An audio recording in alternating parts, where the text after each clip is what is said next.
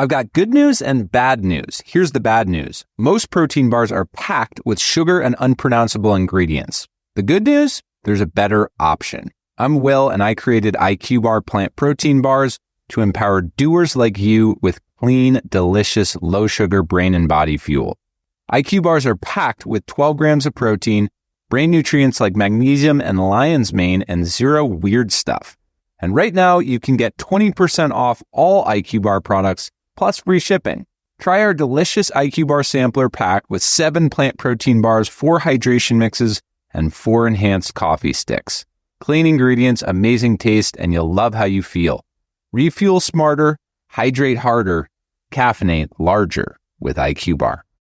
Go to eatiqbar.com and enter code BAR20 to get 20% off all IQ Bar products plus free shipping. Again, go to eatiqbar.com and enter code BAR20. Yeah, because a lot of people on the set were really passionate. Like the blood people were very passionate, and they're like, "Look at this what we made, and look at this what we made." And the passion is there, and I really noticed with the horror fans, man. We did the premiere. They're lining up on the sidewalk. They're so thankful for a performance, you know. And you could feel there's James autograph. You're taking pictures, and you could feel the warmth of the horror. Fans, man, I was like, dude, it reminds me a little of wrestling. Like they can appreciate what you're doing for them. They know you made this for them, and I feel that. You know, that was a beautiful thing to give this to the horror fans and to be accepted into the horror community. What a community to be a part of. I'm so lucky. Yeah. No.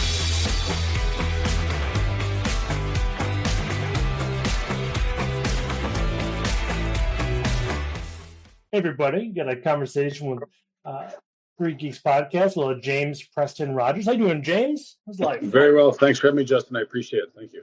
Dude, love having you, man. So what got you? You've had an interesting career. I was reading up about you.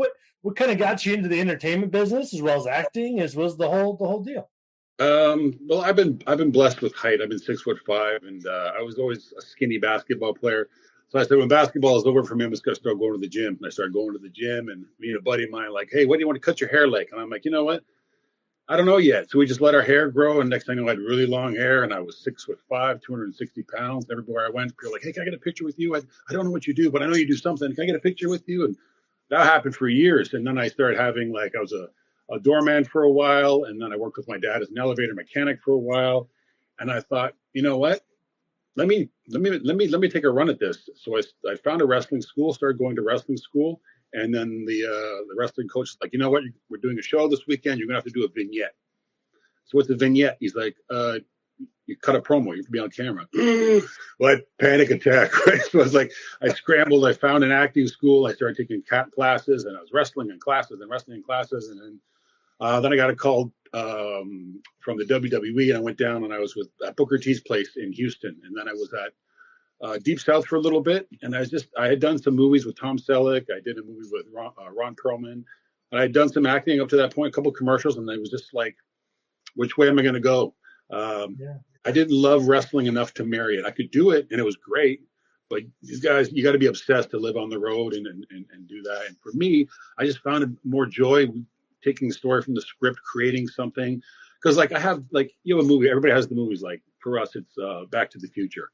You want to disappear into a TV show, and I just wanted to be able to create that for somebody. Like I read this article one time. There was a doctor, he's a brain surgeon, and he was talking to this actor friend of his, and he's like, thank you for being an actor. And the actor's like, I'm just an actor. He's like, yeah, but I'm doing surgeries all day, they're life and death, and I just need to step away and put on a show, and it takes me away. And at that moment, I was like, well, you know what? And so I started acting. And my first bit that was on TV was with Tom Selleck called Sea Change.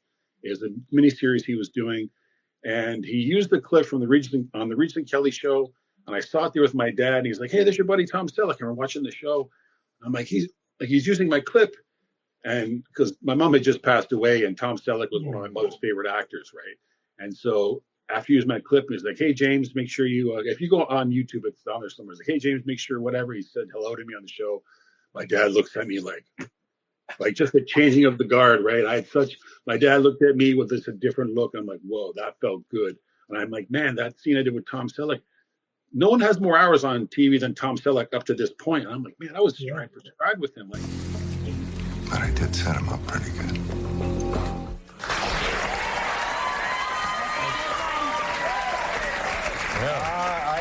We keep trying to make him better. That guy, not a guy to pick a fight with. Right. Jesse does that, though. He's a little self-destructive. The guy's 6'7". His name's James Rogers, and he was just about, when we did this, to embark on a professional wrestling career. Really? Yeah, he's going to be called Big Deal. Deal. James, you owe me. Hey, how about that? Sounds like sports, like basketball, but I had to really practice with my right and practice with my left, and 20 of these and 20. I was never the best guy at the gym. I made all-star teams. I played very well at a high level, but I never was the best guy. But the acting just, and I'm 6'5". I'm 250 pounds. I got long flowing hair. I'm doing this Viking movie with Ron Perlman, Jim Caviezel, Jack Houston, and I'm riding a horse. I'm swinging a sword. I'm like, man, this is it. This is great for me. So I was 30 years old when I found what I wanted to do with my life. So up to that point, I was just throwing jobs and didn't know what to do with myself. So like I said, I found a wrestling school, took some acting classes, and then you find something you love and you never work another day in your life. And for me, that was acting. I just couldn't get enough of it. I would do it for free. I was just enthralled with the whole process. And actually I got to write my first short film called Gutterball Blues. And yeah, man. And it won 14 awards this year, like all the film festivals. I was like, I suffered a great loss. This bowling alley, it really helps me cope with it. Another round? Or something different, Jack?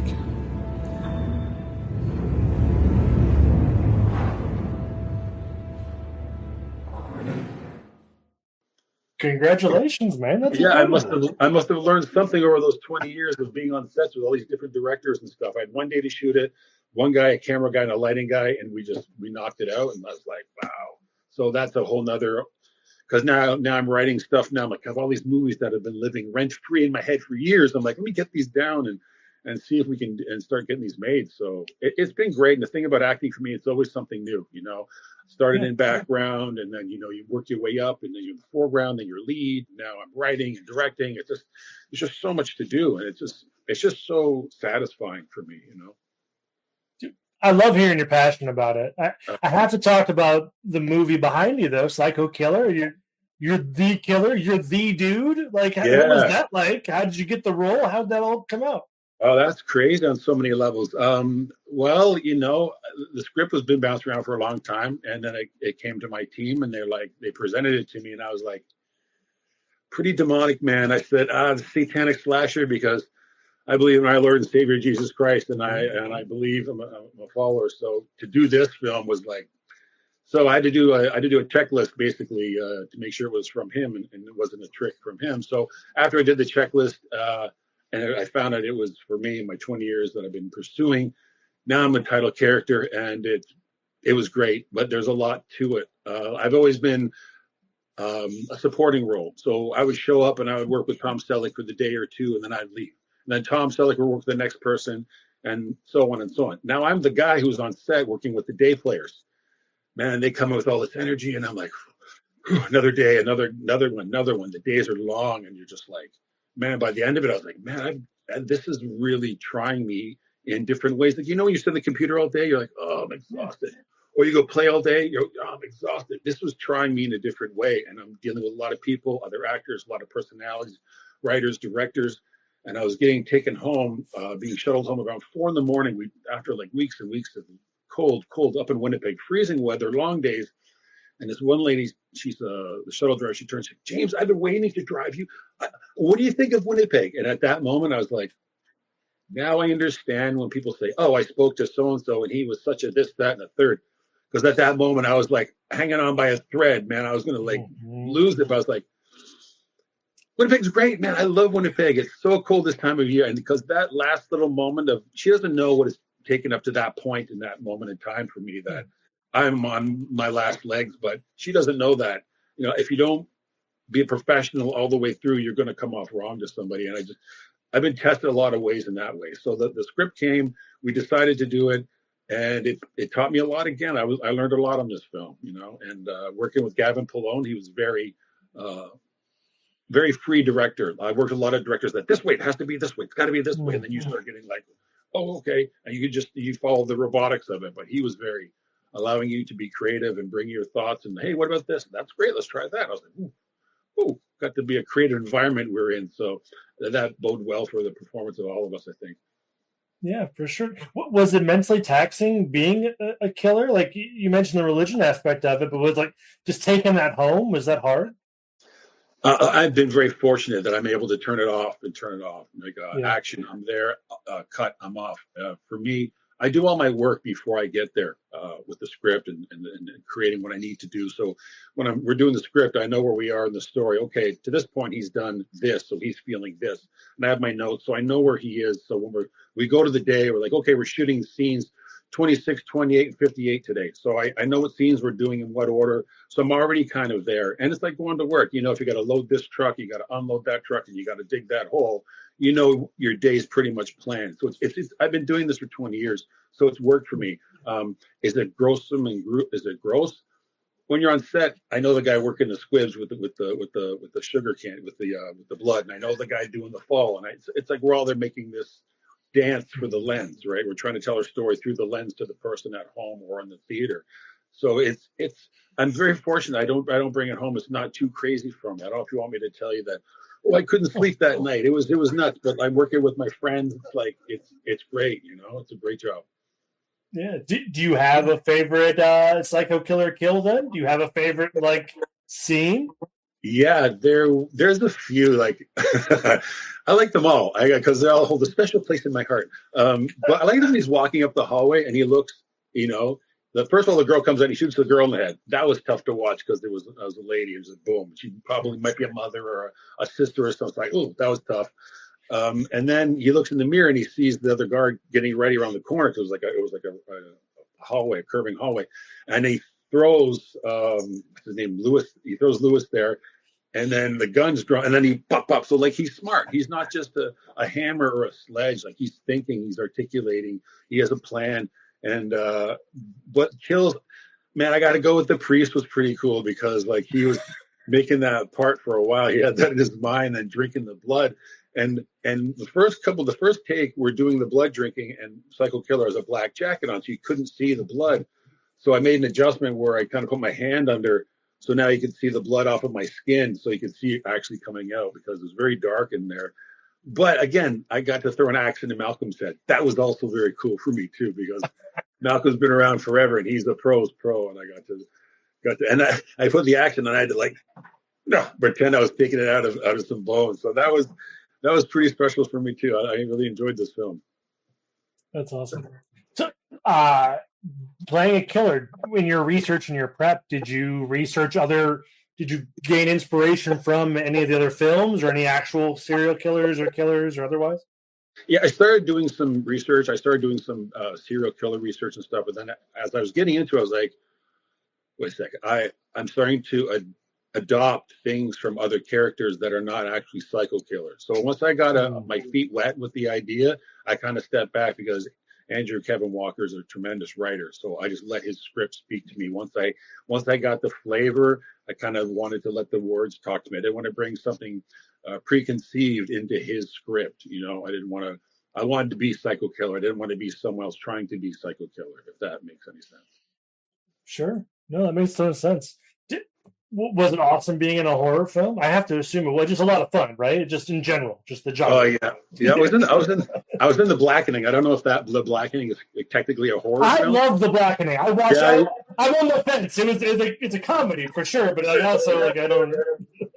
Yeah, it was great. That was fun. I mean, super talented cast there. I mean, they just ran with dialogue, and it was funny. And we should yell cut, but they're all comedians. They keep going. Like it was so much, and I got to be the twin brothers there and the killers there. So that was the first time wearing a mask, and that was fun. But being a killer in this one. So right back to your question again about this one was what? Yeah. Sorry, it wasn't fun being in a horror film. Like I know The Blackening. I kind of this is full on horror. I get what you're saying, but like yeah. Yeah, because a lot of people on the set were really passionate. Like the blood people were very passionate, and they're like, "Look at this what we've made, and look at this what we made." And the passion is there, and I really noticed with the horror fans, man. We did the premiere, They're lining up on the sidewalk. They're so thankful for a performance, you know, and you could feel there's James autograph. You're taking pictures, and you could feel the warmth of the horror fans. Man, I was like, dude, it reminds me a little of wrestling. Like they can appreciate what you're doing for them. They know you made this for them, and I feel that. You know, that was a beautiful thing to give this to the horror fans and to be accepted into the horror community. What a community to be a part of. I'm so lucky. Yeah, and the horror film was great because you get to get messy at the end of the day, and it was, you know, it was fun. It was like playing in the sandbox. You know, it was cool. Yeah. But let's talk about The Blackening. In my opinion, that's more of a comedy than a horror. But like, what was that? Just a fun set? You mentioned it was just actors and comedians all around, right? Was that also awesome? Yeah, that was also awesome too. Again, I'm the bad guy, so you know when you put the mask on, it's like, ooh, right? So it's funny because I'm still me, and then I put the mask on. Everybody's like, or no one wants to make eye contact with you. It's like, yeah, you're up this way today. You're over there. Like, I got the mask on, right? You have to walk and stuff.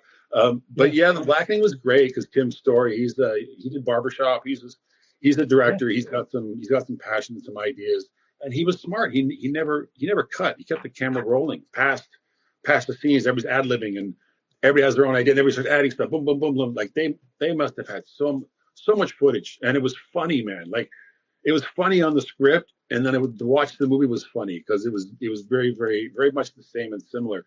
The Psycho Killer, there was some good kills. Yeah. Georgina was great. Oh, and I got to tip my hat to my buddy Steve. I met him on set. He played Mike, the husband. Man, he's only on camera for minimum seconds. He gets out, he commands respect. You're like, this guy's a dude. Yeah. This guy's handling the cop car. And then, boom, he gets shot, and then he's dying, but not to camera. He's off here. And I'm like, every time I see it, bro, I get choked up. And Georgina and him are believable. You think, yeah, go home and make me some meatloaf. Like, they're a couple, and I have a couple. So to feel me or my wife, you know, one of us passing, how's the other one going to feel? I was right there. Every time I watch it, man, I was like, man, what a great scene that was to sink the hook in the viewers from the beginning, and then give her that authority and that power. And I try to keep that cat and mouse. We weren't sharing the screen at the same time, but I'm like, you know what? In the script, she's getting closer, so I got to have a little bit of like, you know, what if she stops me? What if she stops my plan? So I had to give her the power of being formidable because I killed her husband, so she's got nothing to lose. And I have to let her feel that because being a big guy, being a villain and a psycho killer shouldn't really fear anybody, right? But I had to make it believable that she could wreck my plans. And I think we got a nice merriment of that on the screen. And she's at the thing banging on the window like, oh, front row seat, here we go. And she boom, boom, boom, shoots him. And now he's in the back of the vehicle again, going back to where he was when he started. Like, he must be like, I'm killing everyone, man. That's it. Fuck. You know, he must have just been pissed. Like, man, back to the beginning, I had to break out of here. I had to do this thing cross country. I almost got the nuclear plant. Oh, man. So I think he's pissed. And the way that open ended, and they left her pregnant too. So that could get crazy, man. Like, yes, I compared too. Yeah. Well, you know, they signed me for a multiple deal, so I think I've signed for 3. So if things go, we could do 2 and 3 for sure, and then who knows after that. So we had fun doing it, man. Well, I believe it. I very much believe it. Was it a long shoot? Was it always at night? What was the atmosphere like? Yeah, it was like, you know, when I first started doing film, they used to do 3 months to a year. Like, it would take forever because it was like film. Yeah. But now it's so digital. This should have been 45 days, but they did it in 30. Man, the days were like 16, 18 hours, 6-hour turnaround. And, you know, I had all the demonic horns and 666s on me. I said, every day making sure we got to take this off. They're like, but you're back in 6 hours. And I'm like, I'm not taking this home with me. So they would watch me, and I'd go home and I'd read a little bit of the Bible to stay balanced because it was really, you know, Satan all day. So I was like, oh, so so I just would just try to stay focused, stay balanced. The days were really long, bro. Like we have what's called a wrap party. At the end of the shoot, you finish shooting, and the next day is the wrap party. Everybody, hey, congratulations, pictures. Hey, pictures, phone numbers. See you in the next one. So our wrap party was supposed to be Friday, but we didn't get everything. So they scrapped the wrap party. We go to set. So we're shooting, and they're like, bring your suitcase. We shot till like 3 or 4 in the morning. I left with my suitcase to the airport, like 18-hour day on the plane. Like, back to LA, and Winnipeg was freezing, bro. It was crazy. The weather was changing. Like some days it's snowing, some days it's windy. So nothing outside matched up. So we're shooting day one with the police officer scene, and it was bright. And then we had to go back and finish the shoot that day, next day, but it was snowing and the wind was like this. Didn't match up. So I'm like, okay, we're going to go down to page 26. We're going to go downtown. I'm like, what scene are we doing? I'm scrambling because I got to do my pre-work on the ride down. And, so it was running and gunning, man. This was a really tough shoot. A lot of obstacles in the way. This was 15 years in the making. A lot of producers came on, directors looked at it. It took a long time to get here. So I'm glad we finally got it made, though. Like I said, it was a blast to do it. Did you ever get scared on set? Was there ever a moment, I know you're the bad guy. Was there a jump scare, or did you get anybody while you were on set? You're a large man. I have to imagine you got somebody. At least a couple of somebody.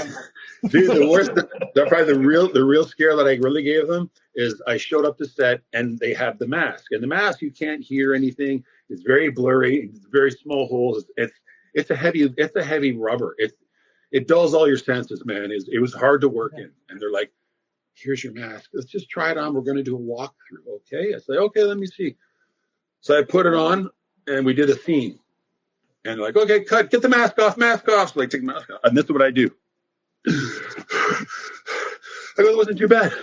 I think we're going to be okay. And they're all like, oh, because we got like 30 days. There's no way. If that was my reaction on day one, there's no way. So the team's all like, like they're about to say, we need a new mask. I'm like, just joking. And they're like, oh, dude. So that scared everybody because they're like, if the mask doesn't work, we're shooting like tomorrow. We're done. So that was like a real scare for everybody. Oh, because, I didn't think the mask didn't work, but super cool. That's awesome. So what do you want people to know about your movie that maybe we haven't kind of covered for Psycho Killer? Anything we really want to hit? Any points you really want to get across for folks? What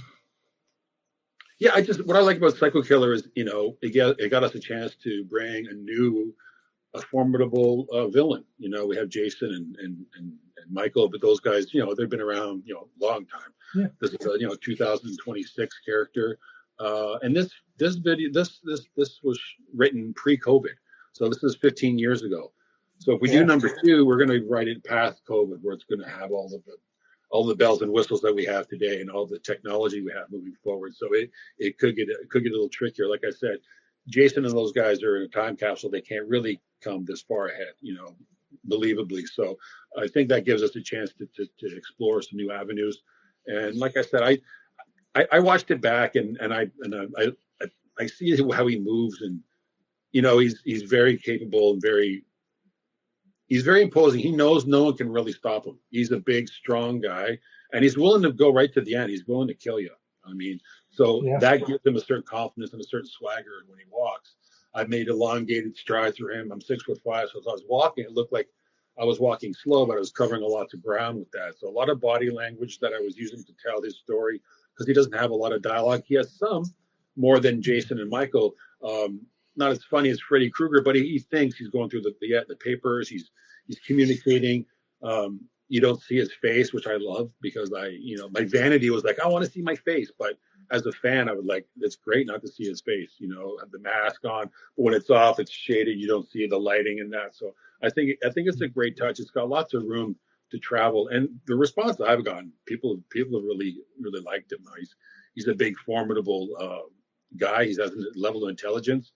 And, he's got some motivation. So I think if we get to do some more, I think there's a lot more meat on the bone that we could bring to the fans. And the fans are great. They've really, I'm getting lots of emails. My Instagram is like, it's a Rolodex. I'm like, what? It's incredible. So I've been welcomed by the horror community with open arms, and I feel blessed to have done this film, really. Like, look at us. We're hanging out and talking. We wouldn't have been doing this a couple of months ago. I agree. So it's been I love it. I love it. Yeah. I do, if you don't mind. Let's talk about your short, man. You did a thing. You were a director. Can we talk about Gutterball Blues a little bit? Yeah, Gutterball Blues. I had a friend of mine come to me. He's like, he does a bunch of shorts. He's like, but I got this camera equipment. I want to be, on. I don't want to wear too many hats. Could you direct this for me? And I was like, okay. So I got 2 boys, 6 years old, 3 years old. So I'm full on dad. So he sends me the start of the script, and I hadn't looked at it yet. And then there's rewrites. I'm like, who's Scott? And Scott's like, this guy we casted. He just doesn't have a lot of acting, but he wants to be an actor. So I said, ask Scott if he wants to write or he wants to act. He said, Scott wants to act. I said, okay, because I don't want to be with the other writer debating on the day, because I have one day to shoot this. I need all of the, so he's okay.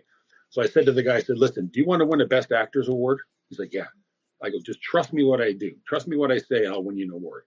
So I wrote a scene. My lead doesn't have any dialogue. He has no dialogue. Everyone around him has dialogue, but he doesn't have any.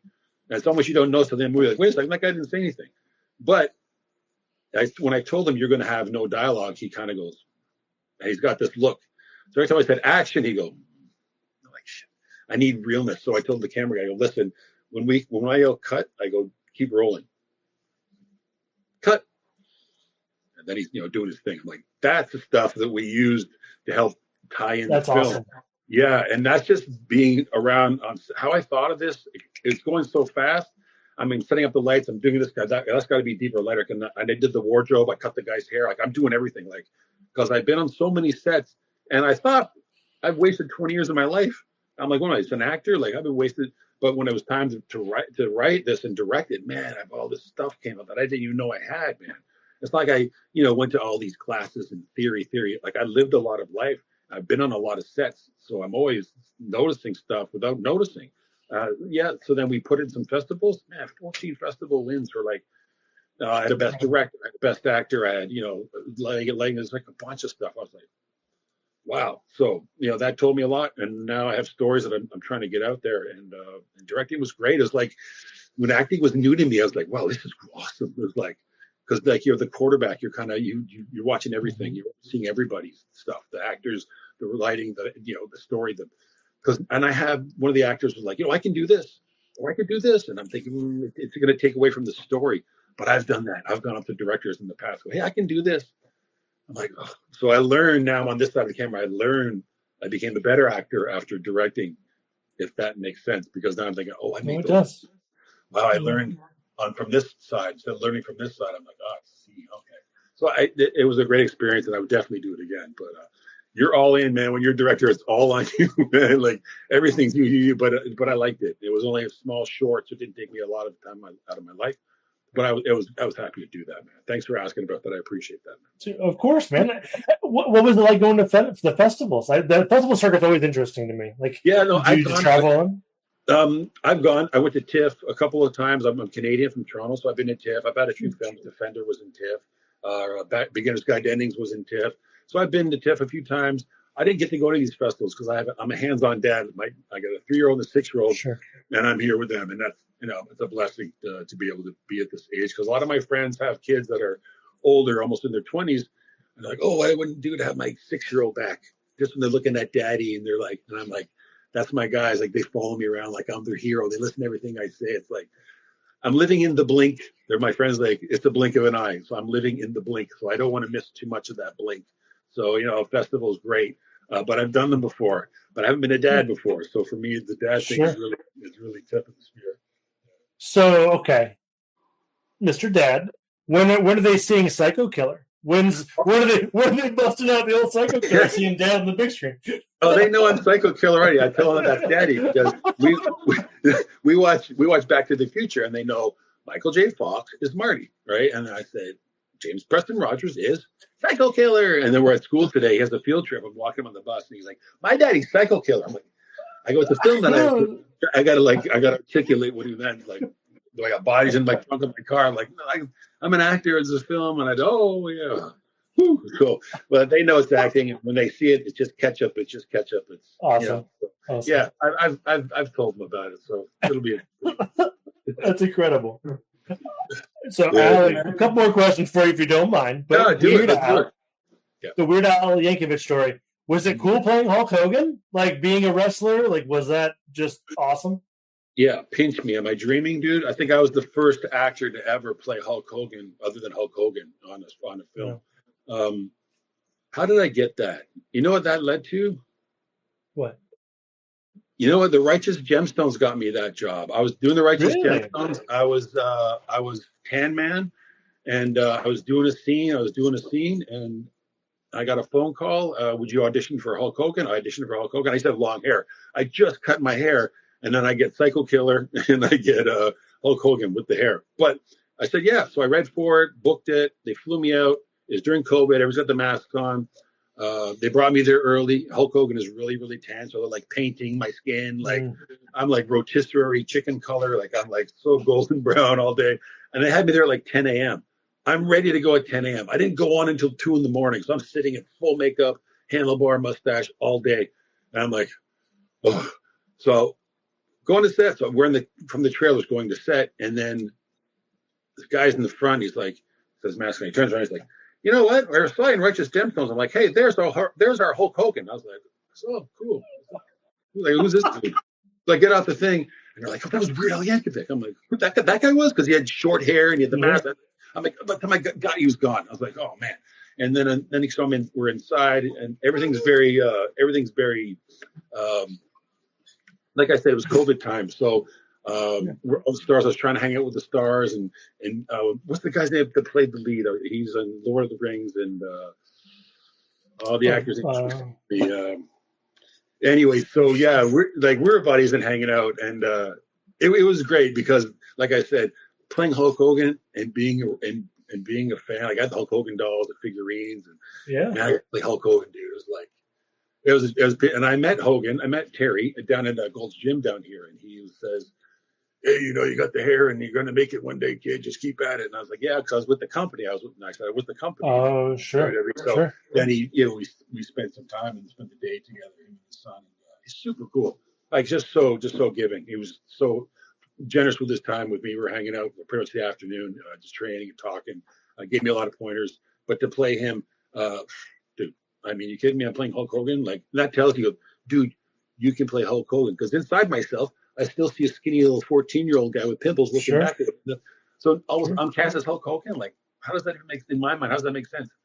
I know I'm 6'5", 260, but you don't know you're 6'5", 260 until like, hey, would you play Hulk Hogan? I'm like, me? It's like, whoa, like, yeah, okay, man. So it was a check mark in the box for me, man. It was awesome, dude. Really. That's awesome. Yeah. Well, I won't take too much more of your time, but the Righteous Gemstones, you mentioned it, and I love that show. So I would love to hear any experiences you can tell me about that show. I would love to hear. Oh, dude. I was on the season while the big guys were on it, right? I thought I was one of the big guys, but I wasn't. I was the buddy to Julia Roberts' brother. What's his name? Roberts.